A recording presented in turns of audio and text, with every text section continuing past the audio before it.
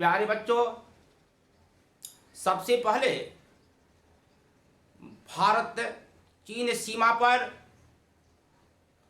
गलवान घाटी में शहीद हुए वीरों की हमारी श्रद्धांजलि। प्यारे बच्चों, जैसा कि आप लोग जानते हैं, पिछले 2 वीडियो के माध्यम से मैं metaphysical poet, metaphysical poems, John Donne के बारे में बहुत सारी बातों को बतलाया।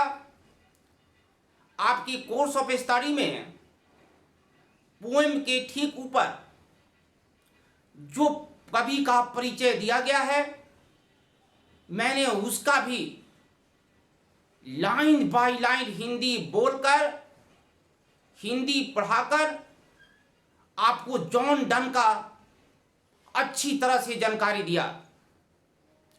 प्यारे बच्चों, आज हम लोग जॉन डन के द्वारा रचित कविता, जो आपका कोर्स ऑफ स्टडी है, first Kavita sweetest love I do not go को विस्तार से पढ़ेंगे।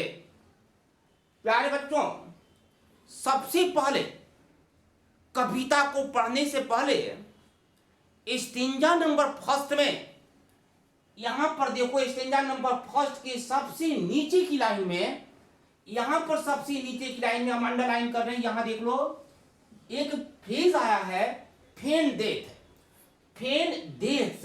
हम पहले ये फेन डेथ के बारे में समझेंगे। लेखक ने फेन डेथ का क्या कॉन्सेप्ट बताया है, हम उसके बारे में पहले जानकारी लेंगे।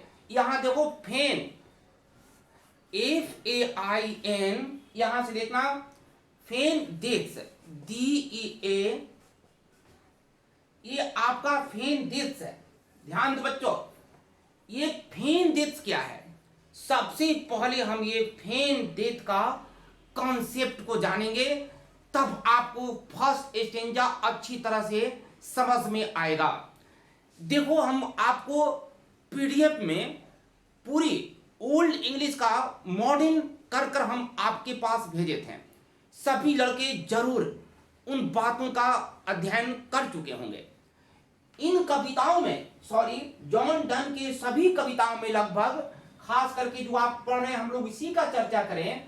लेखक कई जगह पर, यहां पर कई जगह पर ओल्ड इंग्लिश का प्रयोग किया है, और मैं आपको ओल्ड इंग्लिश का मॉडर्न हम आपको बनाकर दे चुके हैं। तो ये जो फेन है, ये ओल्ड इंग्लिश है। एक्चुअली इसका मॉडर्न रूप है FEIGNED, ये फेंड डेथ।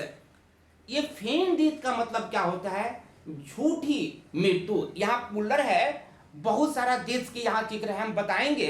ये फेन डेथ का मतलब झूठी मृत्यु, पुलर क्यों दिया है बताएंगे। यहां पर इसको हम लोग प्रिटेंडेड, PRETENDED, प्रिटेंडेड डेथ। ध्यान रखना बच्चों, ये फेन डेथ को हम फेन, ये जो ओल्ड इंग्लिश है, इसको फेन डेथ भी कह सकते हैं, प्रिटेंडेड डेथ भी कहते हैं। इनका हिंदी हुआ झूठा मृत्यु। ये झूठा मृत्यु क्या होता है, ये फर्स्ट स्टेंजा को विस्तार से पढ़ने से पहले हम लोग जानेंगे कि झूठा मृत्यु ये होता क्या, कवि ने क्या कंसेप्ट लाया है इस कविता में झूठा मृत्यु को। इसको समझने के लिए हम सबसे पहले हम समझेंगे, एक छोटी सी बात समझेंगे। देखो बच्चों, यदि मान लो आप अपने सगे संबंधियों से कहीं दूर चले जाते हैं, अपने सगे संबंधियों से कुछ घंटों के लिए, कुछ दिनों के लिए, हो सकता है कुछ महीनों के लिए आप दूर चले गए। दूर जाने पर आप अपने सगे संबंधियों से बिल्कुल सेपरेट हो जाएंगे, जैसा कि हम मृत्यु में हो जाते हैं। यदि आप दूर चले गए और वहां से आप अपने सगे संबंधियों को कोई इंफॉर्मेशन नहीं दे रहे हैं, आप कहां पर हैं, कोई कम्युनिकेशंस का साधन नहीं है, आप किस हालत में हैं, कहां पर गए हैं। तो ये जो आपको जाना है ना, आपका परिवार से, आपके सगे संबंधियों से पूरी तरह से या आपको सेपरेट कर दिया, जैसा कि हम लोग डेथ में हो जाते हैं।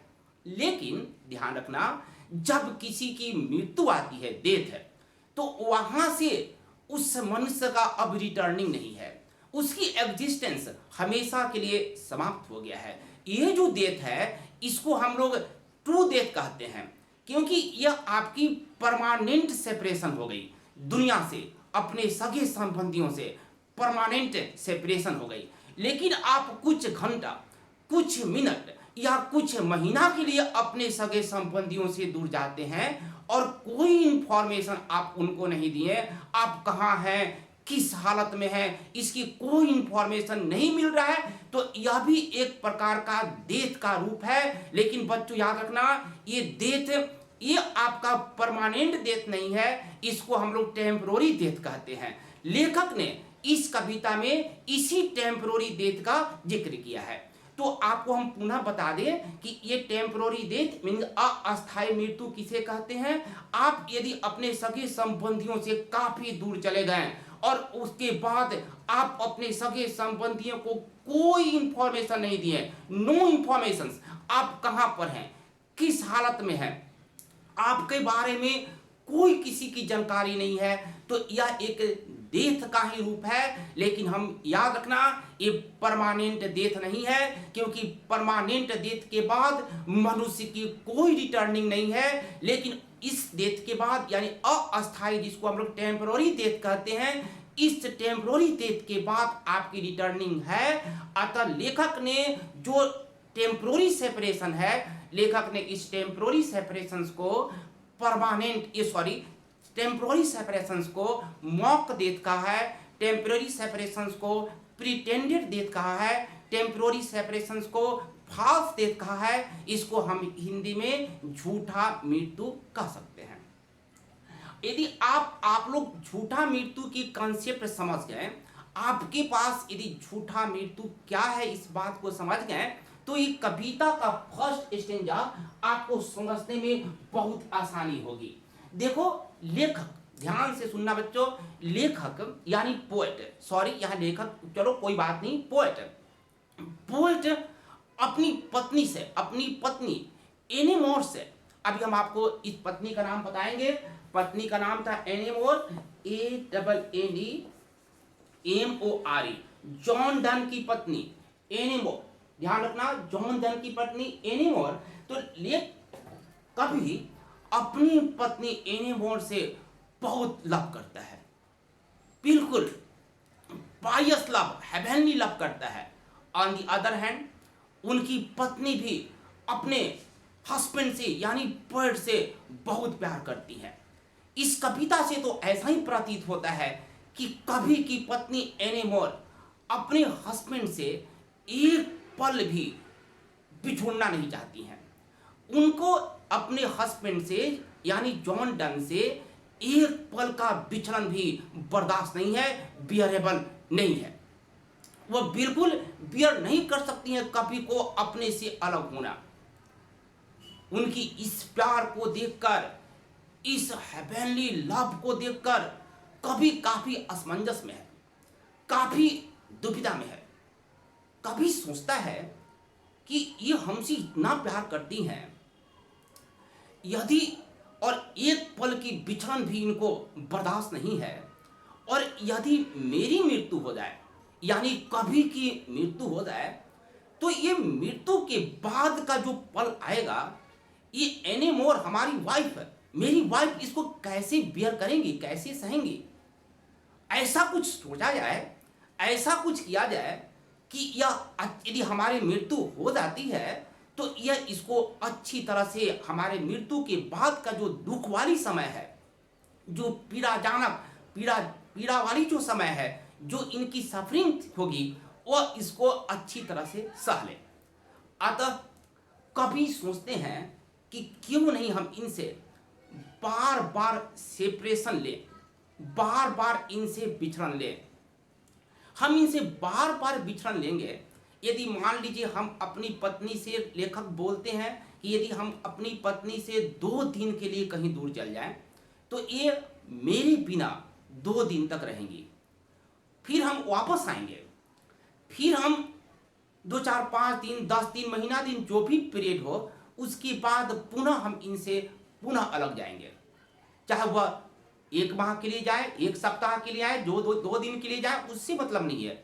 लेखक बोल रहा है इनको हम 10 दिन के लिए अपनी पत्नी से अलग चल जाएं तो निसंदेह ये 10 दिन तक मेरे बिना रहेंगी। उसी प्रकार पुनः हम फिर आने के बाद, फिर इनके साथ कुछ दिन, कुछ समय बिताने के बाद, फिर हम 20 दिन के लिए, 15 दिन के लिए और समय ले लो, उसके लिए हम कहीं दूर चल जाए तो मेरे बिना या पुनः 20 दिन तक, 15 दिन तक, जो जितने दिन के लिए कभी गया वह उतने दिन तक रहेंगी।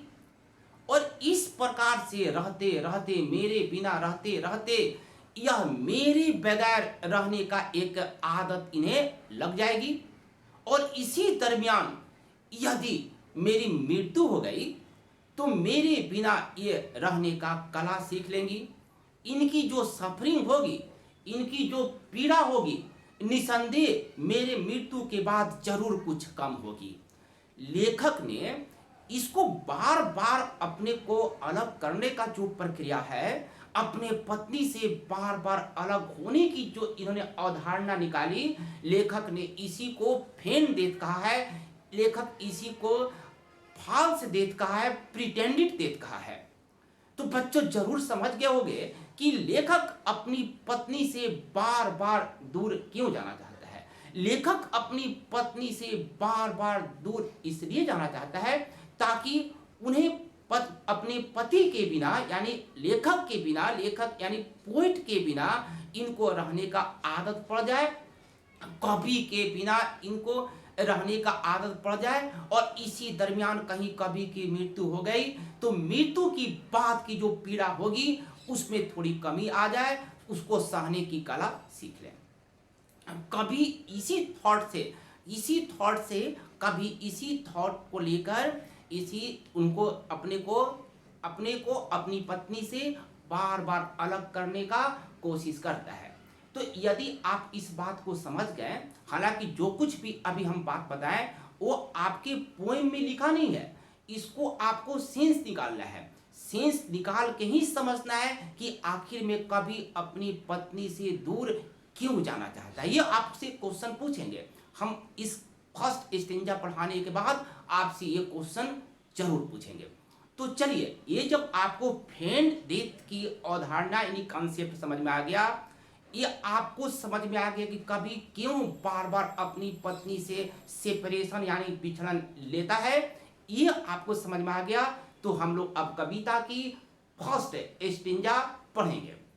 देखो, कवि अपनी पत्नी को स्वीटेस्ट लव के द्वारा संबोधित करता है। स्वीटेस्ट लव यानी कि सबसे मधुर प्यार, प्रिय, प्रियतम, आपको जो कहना है इसको कहिए।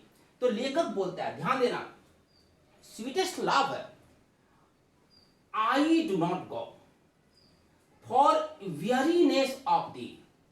प्यारे बच्चों, इस लाइन पर ध्यान से देखना। स्वीटेस्ट लव, प्रियतम, आई डू नॉट गो, ये प्रेजेंट इंडेफिनिट है, मैं नहीं जाता हूं। ये ओल्ड इंग्लिश है। हम आपको बता चुके हैं कि इस कविता में बहुत जगह, कई जगह ओल्ड इंग्लिश का प्रयोग हुआ है। आप सब जानते हैं कि मॉडर्न इंग्लिश में जी ओ गो होता है, जी ओ ई नहीं होता है। उसी प्रकार वियरीनेस, वियरीनेस देखो, WEARINE डबल एस के बाद ई नहीं होता है मॉडर्न में, ये वियरीनेस है। हम आपको लिख के दिए थे टायर्डनेस, काफी थकना, और ये दी है, दी का भी कंसेप्ट यू होता है, हम आपको पीडीएफ में ये भी दिए हैं। तो यहां पर देखो प्रेजेंट इंडेफिनिट का प्रयोग हुआ है। लेखक बोलता है, प्रियतम, आई डू नॉट गो, मैं नहीं जाता हूं, for weariness of the, for माने के कारण भी होता है, के लिए भी होता है, हम लोग के कारण से इसका सेंस निकाले हैं। वेरीनेस थकावट के कारण, ऑफ दी तुमसे, मैं नहीं जाता हूं तुमसे थकावट के कारण। अब इसका मतलब क्या हुआ, लेखक बार बार जाता है, तभी तो प्रेजेंट इंडेफिनिट का प्रयोग हुआ है। लेखक अपनी पत्नी से बिछड़कर बार बार कहीं जाता है, और अभी अभी हम इंट्रोडक्शन में बता दिए कि कभी क्यों जाता है, अभी नीचे की लाइन से इसको क्लियर होगा। तो कभी बोलता है प्रियतम मैं नहीं चाहता हूं फॉर वेरीनेस ऑफ दी, तुमसे थकावट के कारण। यानी लेखक अपनी पत्नी से थका नहीं है, लेखक अपनी पत्नी से उबा नहीं है, लेकिन फिर वह अपनी पत्नी से बहुत दूर जाता है।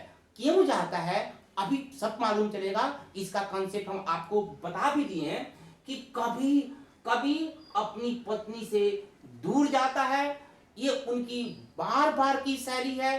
फ्रीक्वेंटली वह बार बार अपनी पत्नी से दूर जाते हैं, लेकिन पत्नी से वह थके नहीं हैं।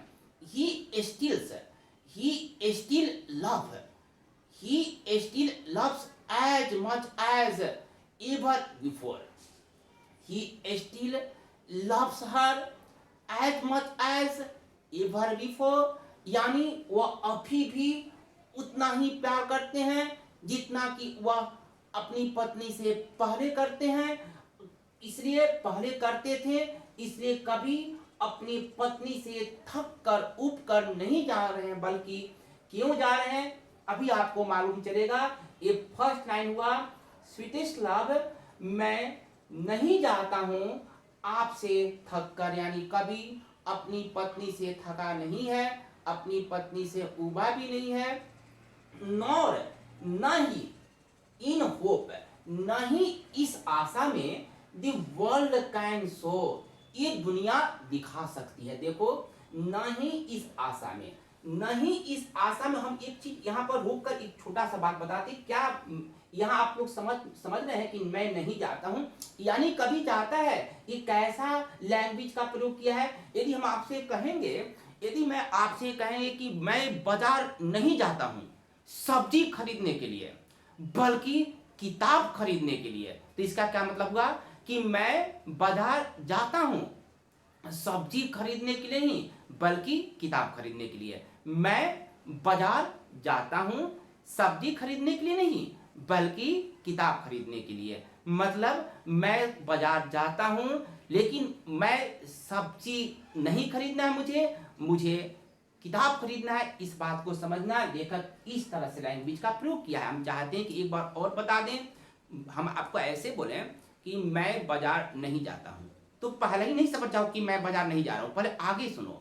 मैं बाजार नहीं जाता हूं सब्जी खरीदने के लिए, बल्कि किताब खरीदने के लिए।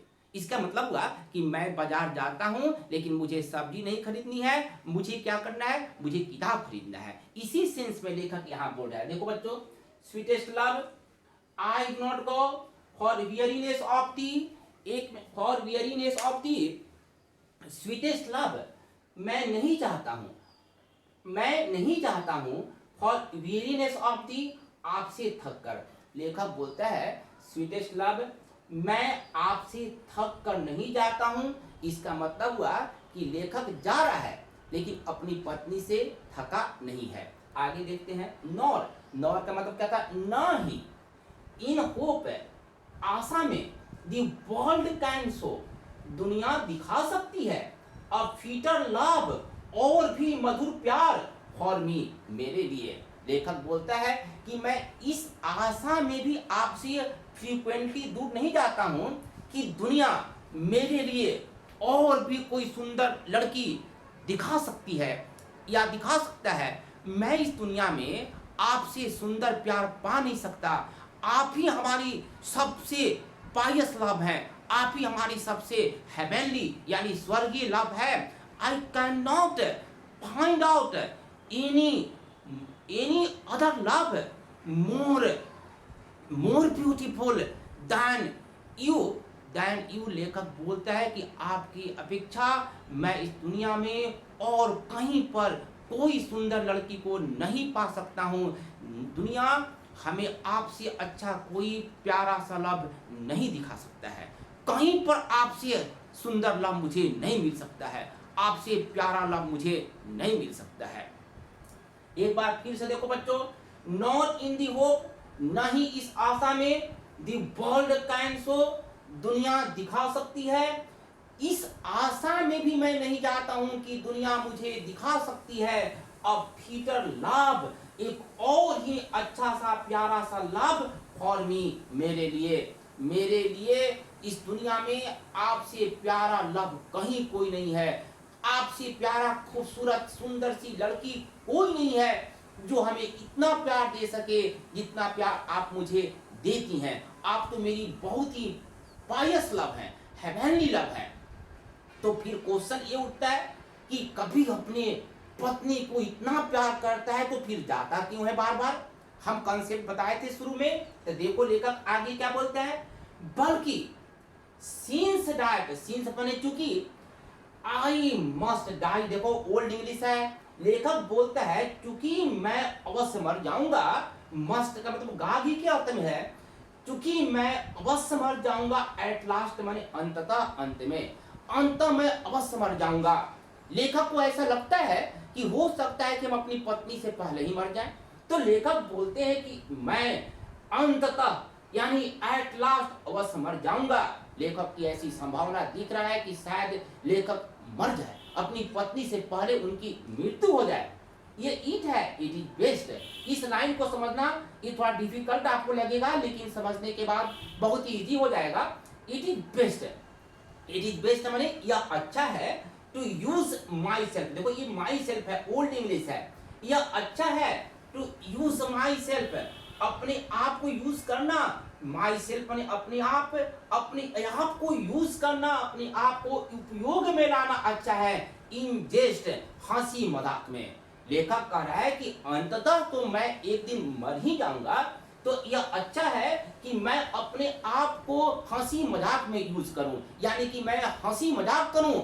यह अच्छा है कि मैं काफी हंसी मजाक करूं। तो आप लोग कहोगे कैसा हंसी मजाक करूं, एंड दस, और इस प्रकार जो लेखक हंसी मजाक करेगा वह बाय फेन डेथ, और इस प्रकार झूठे मृत्युओं के द्वारा हंसी मजाक करेगा, टू डाई, मृत्यु तक, यहाँ पर टू का मतलब तक है, मृत्यु तक, झूठे, ये मृत्यु तक, जब तक लेखक की मृत्यु नहीं हो जाती, मृत्यु तक वह झूठे मृत्युओं के द्वारा मजाक करेगा। देखो झूठे मृत्युओं लिखा है, यहाँ देखो पुनर, देखो देश और फेन का हम ही बताया कि ये ओल्ड इंग्लिश है, शुरू में भी कंसेप्ट दिए थे, झूठे मृत्युओं के द्वारा मैं आपसे मजाक करूं। अब देखो इसी को मेटाफिजिकल स्टाइल बोलते हैं, झूठे मृत्युओं के द्वारा मजाक करूं। ये जो यहाँ से है लेखक यहीं तक छोड़ दिया, और पाठकगण को समझने में दिक्कत होगा कि लेखक तो ये तो सही है, लेखक बोलता है कि प्रियतम मैं चाहता हूं, ऐसा नहीं है कि मैं आपसे काफी ऊब गया हूं, ऐसा भी नहीं है कि मैं आपको लव नहीं करता हूं, बल्कि आप तो मेरा बहुत बड़ा प्यार है, मैं आपको पहले की तरह अभी भी बहुत प्यार करता हूं, लेकिन और इस आशा में भी मैं नहीं जा रहा हूं कि आपसे सुंदर लड़की कोई हमें मिल जाएगी। आपसे कोई सुंदर लड़की नहीं है इस धरती पर, आप मेरा सबसे अच्छा प्यार है। तो फिर लेखक बोलता है कि आखिर में, लेखक नहीं तो फिर आखिर में लेखक जाता क्यों है। तो लेखक बोलते हैं कि चूंकि तो मैं एक दिन मर ही जाऊंगा, इसलिए यह अच्छा है कि मैं अपने आप को हंसी मजाक में यूज करूं। और ये हंसी मजाक में यूज करूं, ये कैसा हंसी मजाक में यूज करूं, और इस प्रकार से कैसा हंसी मजाक में यूज करूं, इस प्रकार से झूठे मृत्युओं के द्वारा मैं हंसी मजाक में अपने आप को यूज करूं, टू डाई, मृत्यु तक, यानी मृत्यु तक। पहले हिंदी देखो, मृत्यु, टू डाई मैंने मृत्यु तक, झूठे मृत्युओं के द्वारा।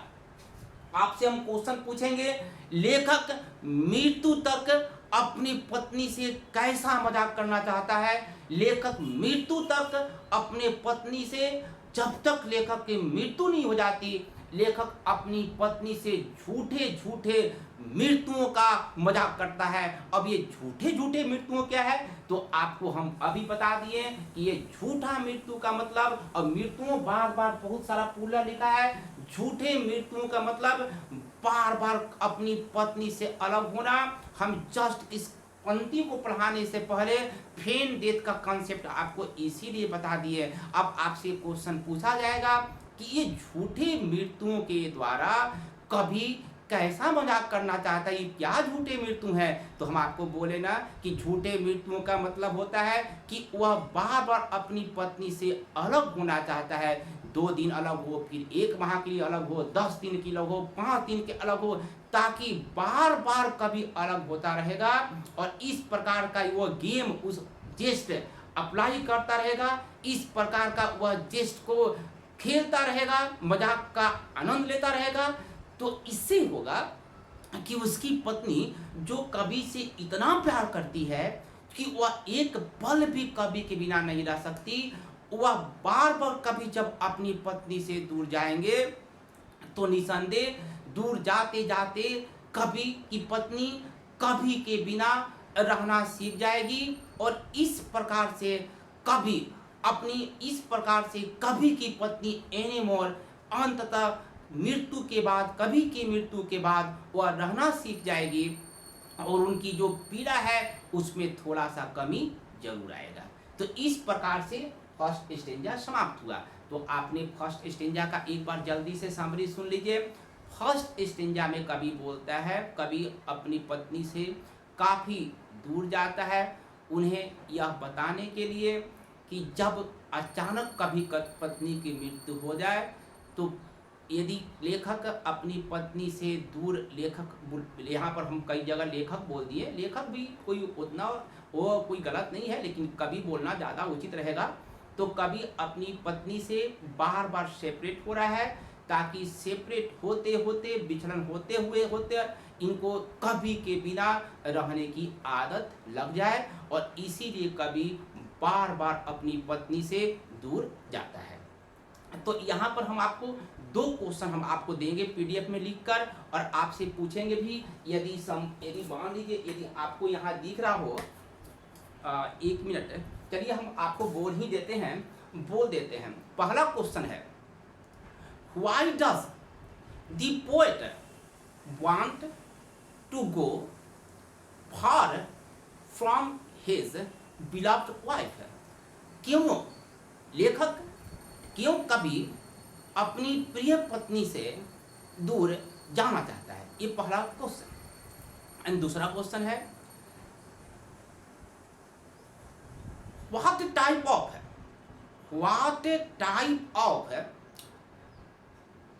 या विच टाइप ऑफ आप बोलते हैं ऐसे, which type of jests does the poet want to do till death, मृत्यु तक? किस प्रकार का मजाक कवि मृत्यु तक करना चाहता है अपनी पत्नी से? ये 2 क्वेश्चन फर्स्ट स्टेंजा से हुआ। अब हम लोग पूरी फर्स्ट स्टेंजा का थोड़ा सा समरी सुन लेते हैं इंग्लिश में। कैसे हम आपका इसका समरी लिख पाएंगे? The poet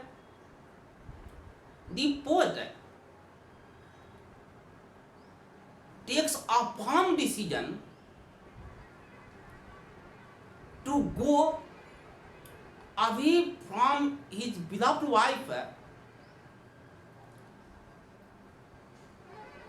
Hearing this decision of the poet, anymore means the poet's wife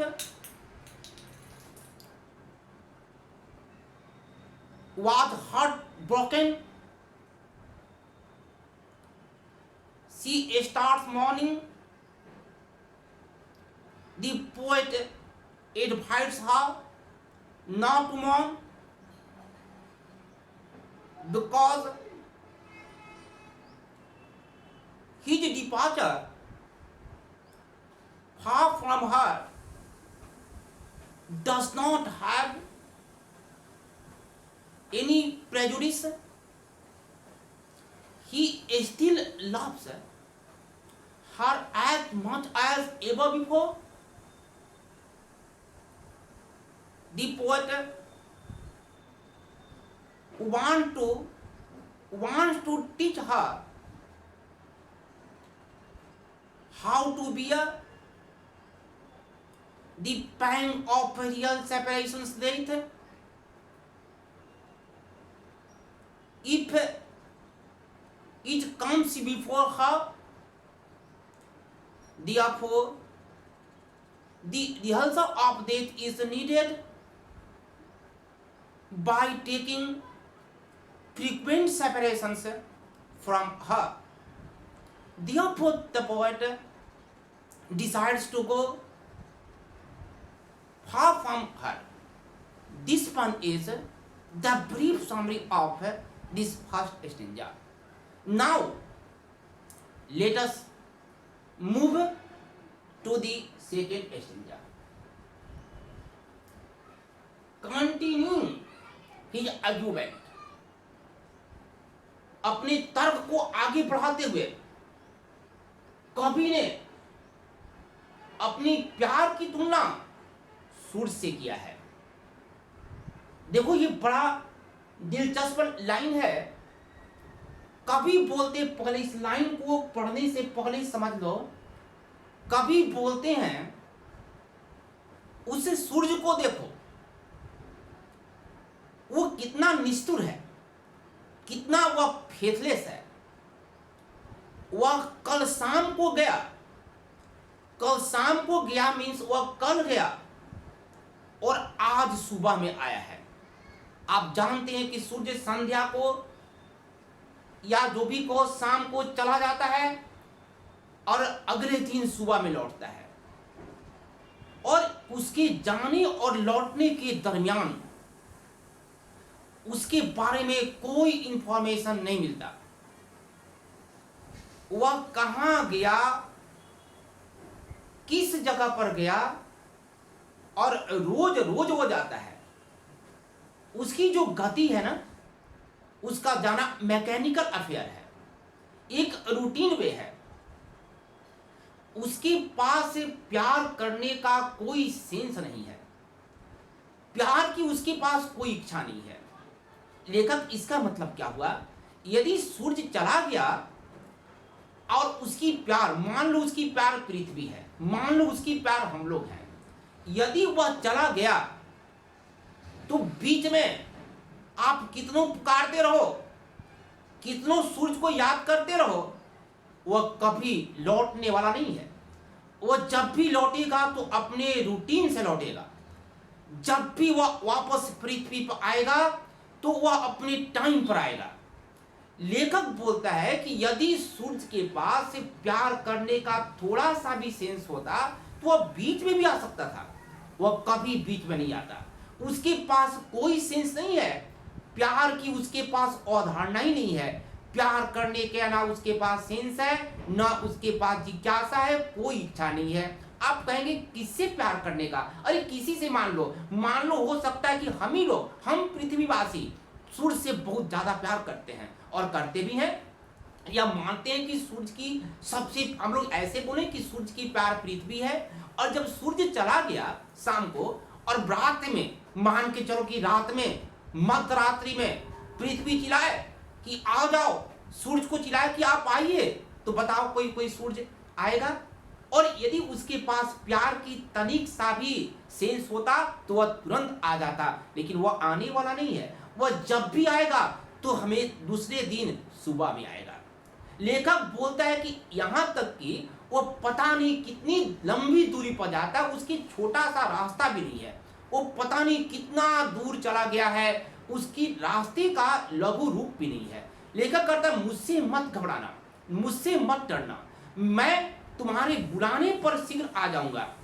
यहां तक कभी कहता है कि मेरा छोटा रास्ता है, सूरज की जितना मेरी बड़ी रास्ता नहीं है, इसलिए मुझसे बिल्कुल नहीं डरना। यहां तक कि मेरा प्यार, आपका प्यार मेरे प्रति, जो आपका प्यार है, एनी मोर का प्यार, लेखक ये कवि के प्रति उनकी पत्नी का प्यार कवि को हमेशा प्रेरणा देगा तेजी से भागने का।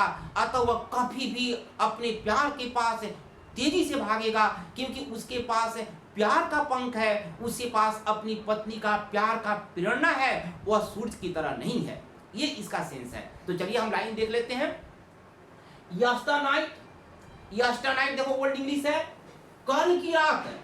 दी सन, ये ओल्ड इंग्लिश है, दी सन वेंट हेंस, कल की रात सूर्य चला गया। हेंस माने अंततः चला गया, वो रुकता नहीं है। उसको आप कितनों भी बोलो कि रुको रुको, वो रुकेगा नहीं। वो बोलो कि आप 2-4 घंटा के बाद चल जाना, नहीं रुकेगा। मैकेनिकल वे में वो रन करेगा, रूटीन वे में रन करेगा। लेखक बोलता है कि कल की रात सूर्य अंततः चला गया, चला गया। And it is here today, it माने अभी, इज माने है, हियर माने यहाँ, टुडे माने आज, आज वह यहाँ है। यानी कल गया तो आज सुबह में है, बीच में वह कितनों पुकार दो नहीं आएगा। He had, you old English, he had, उसके पास no desire, no sense, अभी बताए हैं उसके पास न इच्छा है न ही सेंस है। सूरज के पास प्यार करने की कोई इच्छा नहीं है, सूरज के पास प्यार करने की कोई बुद्धि नहीं है। वह मैकेनिकल वे में घूमता रहता है, उसकी रूटीन वे में घूमता रहता है। उसके पास थोड़ा सा भी प्यार करने का, यहाँ पर नो डिजायर मीन्स नो इच्छा। तो क्या नो इच्छा? प्यार करने की कोई इच्छा नहीं है, नहीं बुद्धि। किसकी बुद्धि? प्यार करने की बुद्धि नहीं है उसके पास। कैसे प्यार किया जाए, कैसे प्यार को, हेवनली प्यार को इंपॉर्टेंट दिया जाए, इस सूरज के पास नहीं है। उसके पास न कोई इच्छा है न कोई सेंस है। Nor half so short away, nor मैंने नहीं, हाफ ने आधा, इतना छोटा एक रास्ता, इतना छोटा। कभी अपने को बोलता है कि नहीं मेरी जितना उसके पास छोटा रास्ता है, यानी कि उसकी रास्ता बहुत लंबा है। लेखक कहता है कि मेरे पास एकदम छोटा रास्ता है, मैं जाऊंगा तो बहुत जल्दी आऊंगा। उसके पास छोटा रास्ता भी नहीं है। Then old English, fear not me, तेन भयभीत मत हो। नॉट मैंने होना, नहीं, मी मैंने मुझसे, मुझसे भयभीत मत हो। बट बिलीव, बल्कि विश्वास करना। दैट माने कि आई शैल मेक ए स्पीडर जर्नीज, देखो यहाँ जर्नी लिखा है। बट मुझे विश्वास करना कि मैं आऊंगा, मैं बनाऊंगा, तेज यात्राओं को बनाऊंगा। यात्राओं मैंने तेजी से जाऊंगा और तेजी से आऊंगा। मैं सूरज की तरह नहीं हूं, मैं तेजी से जाऊंगा, मैं तेजी से आऊंगा। सीन, क्योंकि आई टेक, क्योंकि मैं रखता हूं, मैं लेता हूं, मैं क्योंकि मैं रखता हूं। मोर विंग्स, बहुत ज्यादा पंख, प्यार की पंख मैं रखता हूं। एंड स्पर्श, प्रेरणा, और आपकी जो प्रेरणा है, मैं आपके प्रति जो प्यार की प्रेरणा है, उस प्रेरणा को भी रखता हूं। दैन ही आया है सूरज के लिए, उस सूरज की अपेक्षा, मैं उस सूरज की अपेक्षा बहुत ज्यादा उड़ान को रखता हूं। उस सूरज की अपेक्षा बहुत ज्यादा मैं प्यार की प्रेरणा रखता हूं, इसलिए मैं शीघ्र वापस आऊंगा। मैं वह सूरज की तरह नहीं हूं। वह निष्ठुर, लेखक यहाँ पर ये दिखाना चाहता है कि मैं वह फेथलेस प्रेमियों की तरह नहीं हूं जो अपने प्यार को छोड़कर कहीं चले जाते हैं। मैं वैसा प्यार हूं, ऐसा प्रेमी हूं कि आपको एक कॉल पर मैं दौड़े हुए आऊंगा। मैं उस निष्ठुर लभरों की तरह, प्रेमियों की तरह नहीं हूं कि मैं आपको छोड़ के जा रहा हूं तो नहीं आऊंगा। आपका पवित्र प्यार मुझे खींच लाएगी। जब आप मुझे याद कीजिएगा, मैं आपके पास रहूंगा, क्योंकि आपका जो प्यार का पर मुझे प्यार की, आपने मुझे इतना गहरा प्यार दी है कि उसका मेरे पास एक प्रेरणा है। मैं उस सूरज के समान नहीं। तो बच्चों, ये जरूर समझ गए होंगे दो स्टेंजा कि लेखक किस प्रकार से अपनी पत्नी के प्रति अपने प्यार को, अपने पवित्र प्यार को एक्सप्रेस करता है। पहले वह बोलता है कि वह अपनी पत्नी से दूर, इस कितना ख्याल रखता है। देखो, वो पत्नी से दूर जरूर जाता है, लेकिन अपने प्यार के साथ जाता है, पवित्र प्यार के साथ जाता है। वो उनको टीच करना चाहता है कि उनकी, लेखक की यदि कभी की मृत्यु हो जाए तो किस प्रकार से उस मृत्यु प्रांत वो पीड़ा है उसकी पत्नी सह सके। साथ ही लेखक ने सूरज से तुलना करता है, यानी कि उन फेथलेस प्रेमियों से तुलना करते हुए बोलता है कि मैं वैसे फेथलेस प्रेमी नहीं हूं जो जाने के बाद किसी और प्यार के लिए जाता है। हम आपकी जाऊंगा तो मैं शीघ्र आऊंगा, आप मेरा सबसे अच्छा प्यार हैं। मैं उस सूरज के समान नहीं हूं। आपका प्यार हमारे लिए बहुत प्रेरणा देता है। मेरे शरीर में पंख लगी हुई है, मैं तेज भागूंगा। और इस प्रकार से लेखक ने दूसरा स्टेंजा समाप्त करता है। प्यारे बच्चों, नंबर 3, 4 और 5 स्टेंजा हम लोग अगले वीडियो में करेंगे। इसको ध्यान से पढ़ना। तब तक थैंक यू वेरी मच।